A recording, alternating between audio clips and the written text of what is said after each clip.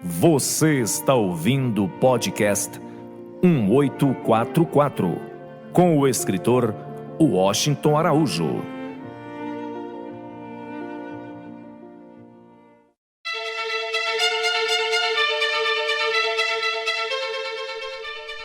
Vamos falar hoje da humanidade. Quem aqui já não ouviu pessoas dizendo: o mundo não tem mais jeito, a situação vai de mal a pior? Quando pensávamos que estávamos no fundo do poço, ainda podia ser cavado mais baixo. A situação está cada vez pior e não vemos nenhum sinal de alívio nem de esperança. Pois bem, eu estava lendo um livro muito importante chamado As Nações. É um livro com cartas e textos escritos por Shoghi Effendi, que foi o guardião da fé Bahá'í. Shoghi Effendi nasceu na antiga Palestina em 1897 e morreu em Londres em 1957. Ele deixou muitas obras, muitos livros importantes, como por exemplo A Presença de Deus, onde ele relata os primeiros 100 anos da história da religião mundial Bahá'í, de 1844 até 1944. Pois bem, Shoghi Effendi foi um pensador único, muito singular, tinha uma visão muito aguda da situação do mundo e também um conhecimento muito profundo da revelação divina, dos escritos autorizados da religião Bahá'í. Ele era neto de Abdu'l-Bahá, que por sua vez era o filho mais velho de Baha'u'lláh e era o exemplo perfeito de cada virtude Bahá'í. Pois bem, Shoghi Effendi escreveu esse texto em meados da década de 1950. E lendo hoje, em julho de 2019, eu vejo como é atual ainda o texto. Então eu vou compartilhar com vocês. Uma tempestade de inédita violência varre atualmente a face da terra, e não podemos prever seu curso. Os efeitos imediatos são catastróficos, mas as consequências finais serão gloriosas além do que possamos imaginar. A força que a impele cresce impiedosamente em âmbito e rapidez. Seu poder purificador, se bem que despercebido, aumenta dia a dia. A humanidade, vítima desse inexorável ímpeto assolador, é abatida pelas evidências de sua fúria irresistível. Não percebe sua origem, nem pode sondar seu significado ou discernir seu fim. Perplexa, angustiada, impotente, vê esse grande e poderoso vento do castigo divino invadir as mais remotas e belas regiões, abalando a terra até os fundamentos e perturbando-lhe o equilíbrio. Vê desintegrarem-se suas nações, sendo rompidos os lares de seus povos e arrasadas suas cidades. Presencia o desterro de seus reis, a demolição de seus baluartes e o desmoronamento de suas instituições, sendo encoberta sua luz e atormentadas as almas de seus habitantes. Só mesmo sendo uma pessoa muito inspirada, poderia, em pouco mais de 2 dezenas de linhas, descrever de forma tão precisa, tão correta e tão exata a situação atual em que o mundo se encontra. E tenhamos em mente que esse trecho Shoghi Effendi escreveu em meados da década de 1950. Podemos então imaginar um pouco sobre quais seriam esses cataclismas, essas catástrofes, essa situação angustiosa que penaliza e faz sofrer toda a humanidade. Uma delas são as guerras. Nos últimos 2 decênios tivemos guerras no Iraque, na Líbia, tivemos guerra começada não faz muito tempo na Síria, não sabemos quando irá terminar. Temos conflitos armados na Ucrânia, na Chechênia, em países africanos. E temos ameaças de guerra, por exemplo, entre o Ocidente, capitaneados pelos Estados Unidos, e o Irã. E também ameaça de guerra na América do Sul, um continente que há muitas e muitas décadas não se vê contaminada pelo vírus da guerra. E no caso, seria uma guerra também do Ocidente contra a Venezuela.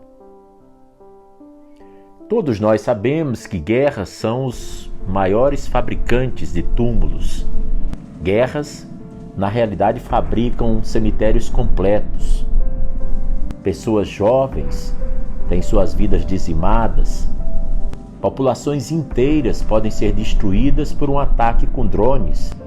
Uma bomba de grande poder destrutivo sendo lançada sobre uma metrópole com mais de 1 milhão de habitantes causam danos absurdamente irreparáveis.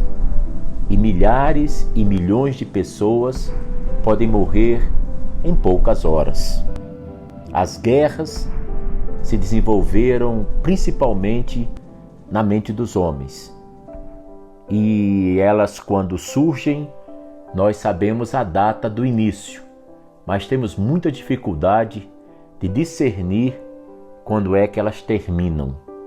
Porque depois da guerra vem o dia seguinte, e o processo destrutivo pode se alongar por muitos e muitos anos.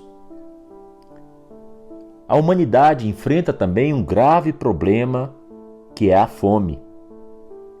Milhões e milhões de seres humanos não têm os nutrientes mínimos necessários para assegurar sua existência física. Países inteiros são assolados pela fome. Países que têm suas colheitas devastadas por pragas ou por situações de conflitos internos. A fome é um grave problema e afeta boa parte da humanidade como um todo. É um problema, acima de tudo, moral. 2 outros problemas que andam juntos no mundo é a injustiça e a corrupção. O que mais vemos nos telejornais são conflitos entre governados e governantes. Vemos pessoas, as mais diversas, participando de manifestações populares, carregando cartazes, faixas, dando entrevistas, fazendo lives para o YouTube, e todas elas estão reivindicando alguma coisa. Querem melhores salários, uma rotina de trabalho mais condizente, tendo tempo para o descanso semanal, querem creches para seus filhos, querem um sistema de saúde bom, eficiente, organizado e rápido, desejam que os planos de cargos e salários nas atividades econômicas possam ser melhor definidos, mais claramente traçados, e principalmente lutam para que o dinheiro que se arrecada com os impostos pagos pela população possa ser revertido em benefício das próprias pessoas que os pagam, ou seja, que os impostos pagos a entidades governamentais, aos governos, possam voltar em forma de benefícios em 3 áreas principais: na área da educação, na área da saúde e na área da segurança pública. E aí nós encontramos o vírus, o bacilo da corrupção. Não faz muito tempo, um dos altos executivos do Sistema Nações Unidas disse que era mais fácil que o dinheiro chegasse a um povo necessitado se fosse jogado do céu de um avião ou de um helicóptero, do que se mandasse aquele dinheiro, aquela ajuda humanitária, para ser distribuída através do governante. Obviamente não vou dizer qual era o país e nem quem era essa autoridade que falou isso, para não cometer injustiças. Mas a corrupção é um flagelo moral e social. A corrupção, ele desvirtua o próprio caráter de ser humano, de honestidade, o senso mais básico daquilo que é certo e daquilo que é errado. Temos também o problema do racismo, da xenofobia, da intolerância, da discriminação racial, nacional, religiosa. O racismo é realmente algo muito grave e que precisa ser combatido, porque é uma injustiça tão evidente. Como é que uma pessoa pode se considerar superior a outra apenas porque ela tem uma cor da pele diferente da sua? Como é que alguém que nasce com a pele branca ou negra, ou amarela ou vermelha, como é que esse alguém pode ser considerado inferior ou superior? O que realmente pode dizer sobre o caráter de uma pessoa são as suas atitudes, as suas ações, porque o que enobrece uma pessoa é a luz do seu caráter. Então nós temos ainda muitos problemas para serem resolvidos e que precisam atacar questões gravíssimas como é o racismo. O racismo é um grande guarda-chuva onde várias doenças ficam ali abrigadas. Uma delas é a intolerância. Você não gosta de uma pessoa por causa da religião que ela professa, por causa da crença da pessoa. Você não gosta de uma pessoa porque a pessoa não tem conhecimentos formais, acadêmicos, é ignorante do ponto de vista de ter cursado universidade.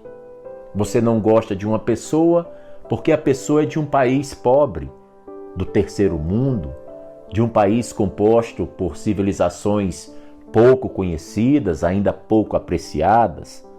Você não gosta de uma pessoa por causa de suas ideologias, de suas filosofias, ou seja, por causa do seu pensamento. A intolerância é algo muito grave, porque ela na realidade diminui todo esse patrimônio fantástico que atende pelo nome de humanidade. Temos também ainda para corroborar, para reafirmar esse estado desesperador que a humanidade se encontra, que é a fragilidade imensa que a Organização das Nações Unidas, a ONU, vem enfrentando. Uma série de modificações seriam necessárias para que a estrutura da ONU pudesse atender às demandas planetárias. São muitas as demandas. Por exemplo, desde que a Segunda Guerra Mundial terminou e se começou a pensar em criar um organismo internacional que tivesse como principal apelo estabelecer uma paz mundial duradoura, isso tem se perpetuado ao longo das décadas seguintes.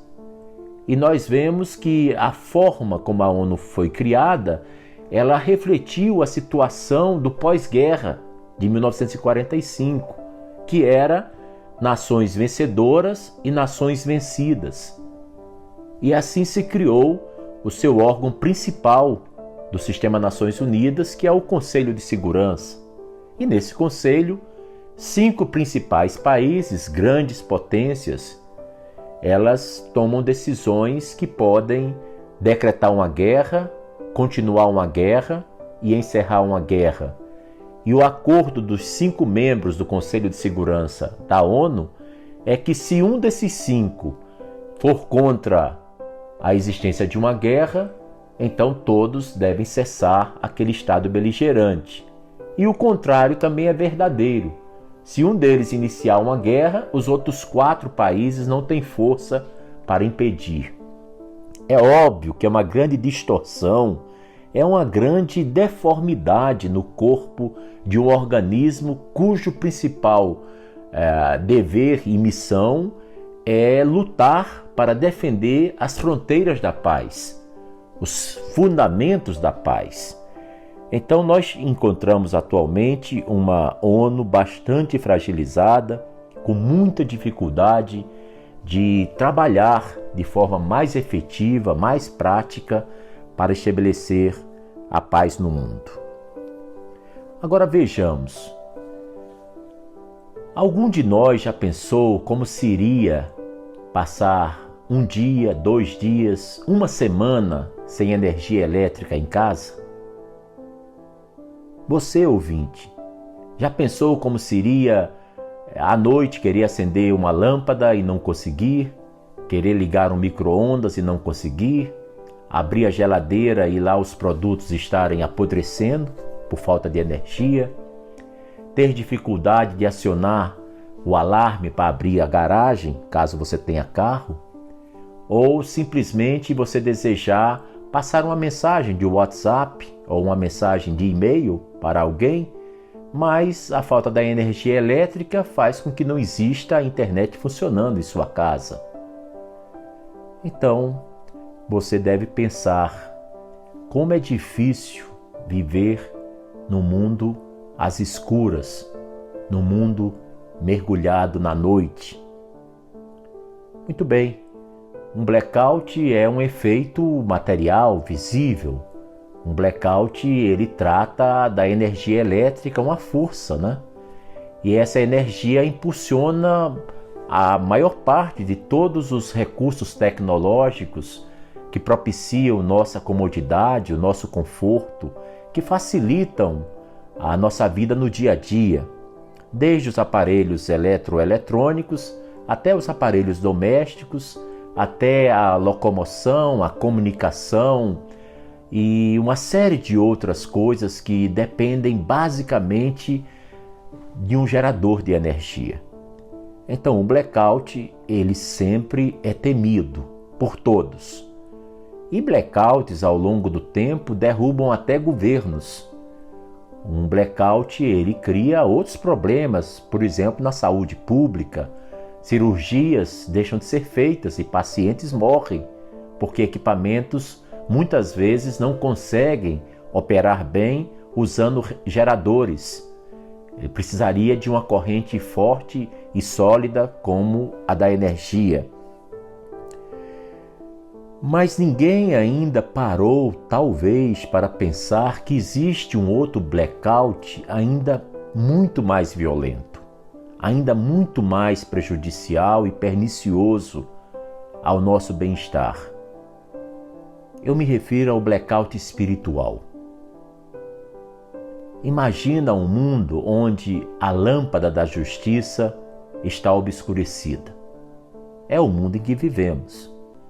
Imagina um mundo onde você não consegue perceber o sorriso no rosto dos outros, você não consegue chegar ao lugar que você quer chegar com aquele coração desarmado, com aquela vontade de abraçar a todos e de fazer amizade, porque a luz e a lâmpada da amizade estão tremulando, prestes a se apagar. O blackout espiritual, ele é muito prejudicial porque ele faz com que a gente esqueça dos valores espirituais mais básicos, mais antigos e mais essenciais ao nosso bem-estar. Valores como o amor entre as pessoas.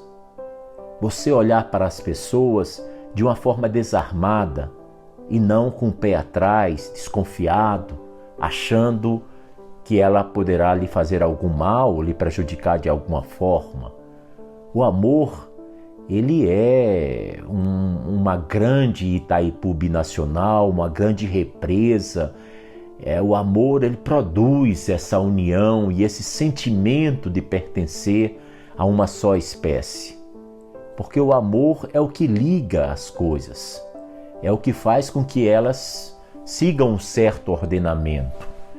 Então, quando o blackout atinge a falta de amor nos corações, faz com que a humanidade se torne muito agressiva, muito violenta, onde você queira resolver qualquer diferença de opinião usando uma arma, seja branca, facas, seja arma de fogo, dando um tiro. O blackout espiritual também tem a ver com a falta das pessoas a dizerem sempre a verdade. A base de todas as virtudes é a verdade. E se a gente se afasta da verdade, é muito difícil adquirir outras virtudes, adquirir outras qualidades espirituais. E atualmente nós vemos isso no mundo, uma falta de amor muito profunda. Vemos que a humanidade está refém das fake news, das notícias falsas, portanto das notícias que carecem absolutamente de verdade, e vê que nas relações interpessoais e comunitárias as pessoas faltam com a verdade da mesma forma como tomam um copo de água ou como se servem um cafezinho, de forma muito natural, como se não tivesse nenhuma preocupação e nenhum compromisso em ser veraz. O blackout espiritual é um grave problema que aflige os nossos dias. É quase que impossível imaginar um mundo que possa continuar por tanto tempo mais sem que nele seja acesa a luz, a energia, a lâmpada do amor, da justiça, da tolerância, da fraternidade, da solidariedade, da veracidade e da compaixão. O blackout espiritual é o grave problema que afeta o planeta inteiro. É por causa desse blackout que as guerras começam e não se sabe quando irão terminar. É por causa desse blackout que a corrupção cresce a olho nu, dia a dia, cidade a cidade, país a país. É por causa desse blackout que as injustiças prosperam, que as pessoas têm muito medo de buscar a justiça, porque de repente descobrem que a justiça não é imparcial. De repente descobre que a justiça muitas vezes depende de quem está pleiteando por ela, das riquezas que essa pessoa tem para oferecer, que essa pessoa tem para contratar grandes advogados ou mesmo comprar sentenças de magistrados. E isso em vários países do mundo já é prática até corriqueira. Então é o momento de pararmos um pouco e podermos continuar a leitura daquele texto inicial que eu estava falando, que foi escrito por Shoghi Effendi em meados da década de 1950. Então, Shoghi Effendi continua dizendo o seguinte: a poderosa operação deste titânico cataclismo é incompreensível a todos, menos aqueles que reconheceram as revelações de Baha'u'lláh e do Bab. Quem os segue sabe de onde esse cataclismo deriva e aonde, afinal, nos haverá de conduzir.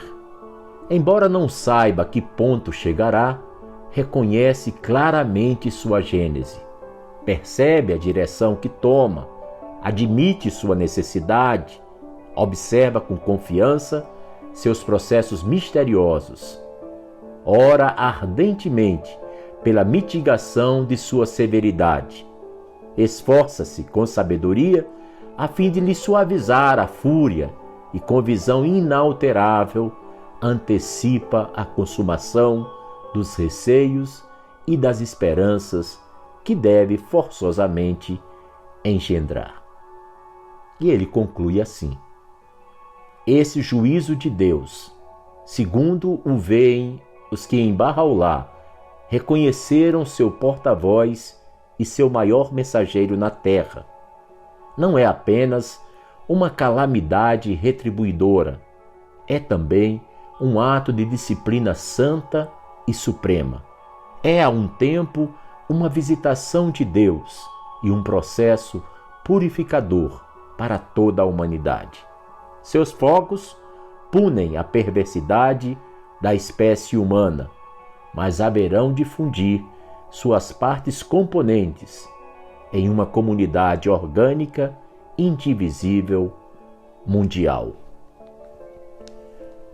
Meus prezados ouvintes, a gente até para um pouco para refletir sobre o pensamento afiado, sobre a maneira sábia, lógica, com que o diagnóstico é feito e se apresenta diante de nós.